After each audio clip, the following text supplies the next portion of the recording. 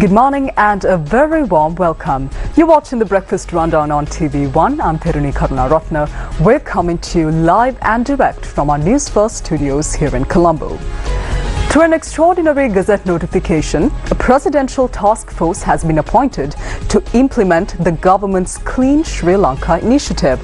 Now, this morning on the Breakfast Rundown, we have details on this committee, what responsibilities they have been tasked with, as well as the members of the committee. And in addition to this, we also have an important update concerning the importation of rice stalks to Sri Lanka, outstanding taxes of the Western Province, as well as a news item concerning decommissioned buses in Sri Lanka.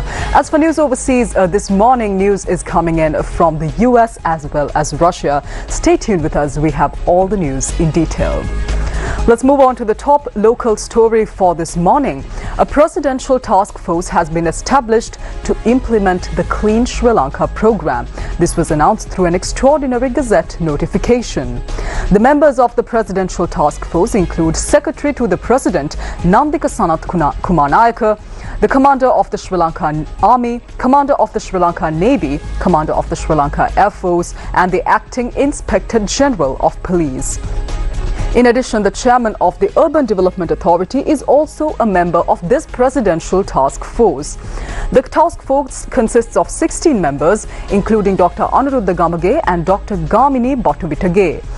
The presidential task force has been assigned with the responsibility of planning, coordinating, implementing, reviewing progress, and completing the Clean Sri Lanka program within a specified time frame. The program aims to elevate society to a more advanced level through social, environmental, and ethical revival. On to more local news now. The government has decided to extend the deadline for rice imports until the 10th of January 2025. This decision was made during a discussion held last night at the Ministry of Trade. The previously granted time period for rice imports was set to conclude today. Meanwhile, Sri Lanka Customs reports that 35,600 metric tons of rice stocks that were ordered by private importers have already arrived in the country. Meanwhile, the sale of imported rice stocks through Lanka SATA outlets has now commenced. Chairman of Lanka SATA, Dr. Samitha Pereira, stated that 1,500 metric tons of rice have been purchased for this purpose.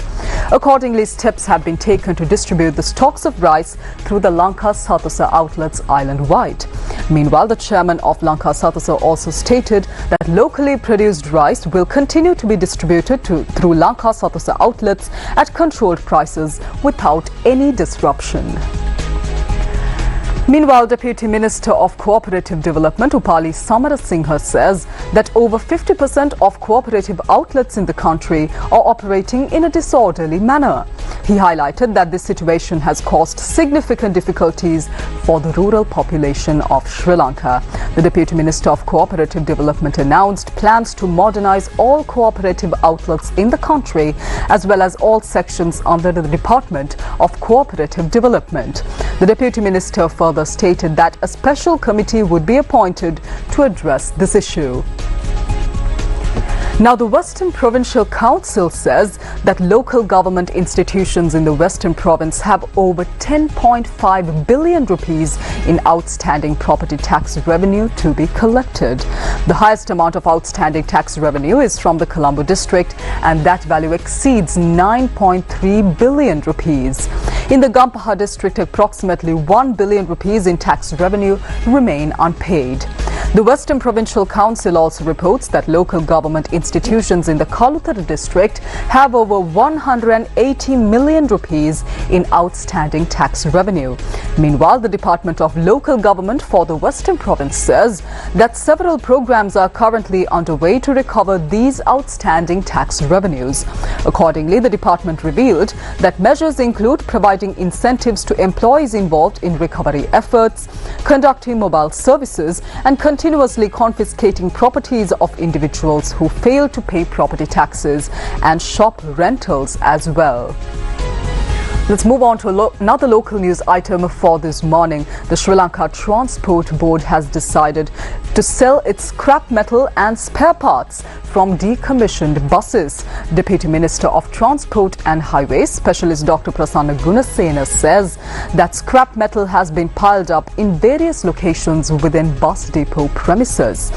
He noted that this has become a significant obstacle to maintaining the cleanliness of these bus depots.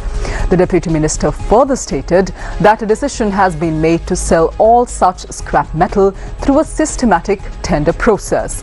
He added that the revenue generated from these sales would be utilized for the modernization of the bus depots.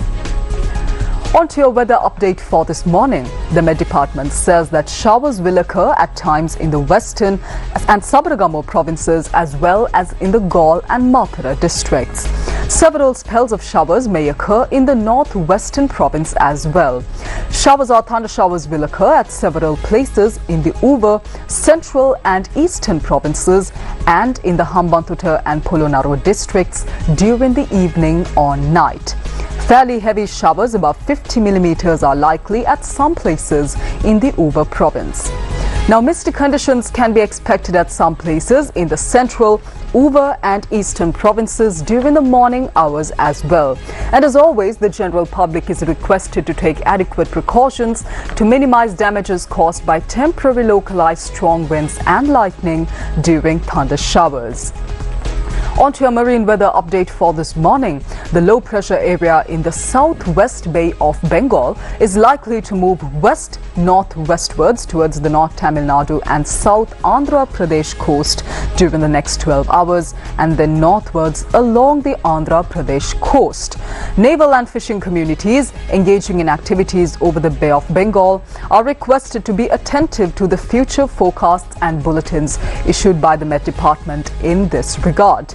Showers will occur at several places in the sea areas extending from Puttalam to Mathura via Colombo and Gaul. Showers or thunder showers may occur at a few places in the other sea areas around the island during the afternoon or night. The sea areas off the coast extending from Gaul to Hambantota via Mathura may be fairly rough at times. Meanwhile, the other sea areas around the island may be moderate. The Met Department also says that temporarily strong gusty winds and very rough seas can be expected during thunder showers. Shifting your attention to news overseas for this morning, our first news item comes in from the United States. Luigi Mangione, the suspect accused of fatally shooting healthcare insurance CEO Brian Thompson, was extradited to New York on Thursday for a hearing over new federal charges against him. Wearing a blue sweater and khaki pants, Mangione arrived in a federal courtroom in New York on Thursday afternoon with his feet shackled together and his hands freed. During a 15-minute hearing, the judge read out aloud the 4 federal charges against him, including murder through a firearm, which opens up the possibility of the death penalty. The 26-year-old will remain behind bars. His lawyers said during the hearing that they would not yet present an application for bail. The proceedings came after a hearing earlier Thursday in Pennsylvania to discuss Mangione's extradition back to New York, where the shooting occurred. According to New York District Attorney Alvin Bragg, the suspect arrived in New York City on the 24th of November, staying in a Manhattan hostel while using a fake ID before carrying out the attack against healthcare insurance CEO Brian Thompson just 10 days later. Police said that in addition to the ghost gun, a gun assembled from untraceable parts and fake ID, a passport and handwritten document indicating motivation and mindset were also found on Mangione when he was arrested. On to our second international news item for this morning. This news item comes in from Russia. Russian President Vladimir Putin has said that Russia should have launched a full-scale invasion of Ukraine earlier and been better prepared for the war. In his end-of-year press conference on Thursday, Putin said with hindsight, there should have been a systematic preparation for the 2024 invasion, which he refers to as a special military operation. Russia seized Crimea from Ukraine in 2014 and pro-Russian forces began a conflict in eastern Ukraine, but it was 8 years later that Putin tried to seize Kyiv. During his 4-hour-long appearance, Putin also talked about Syria's deposed leader, Russia's more aggressive aggressive nuclear doctrine as well as domestic issues such as the price of butter.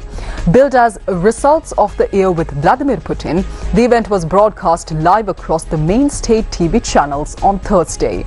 Putin appeared in front of a large blue screen emblazoned with a map of the Russian Federation, complete with annexed parts of Ukraine.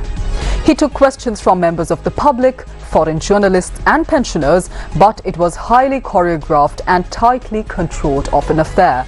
Asked about the fall of the Assad regime in Syria, Putin insisted it was not a defeat for the Kremlin, which supported President Bashar al-Assad military for many years, but he admitted the situation was complicated.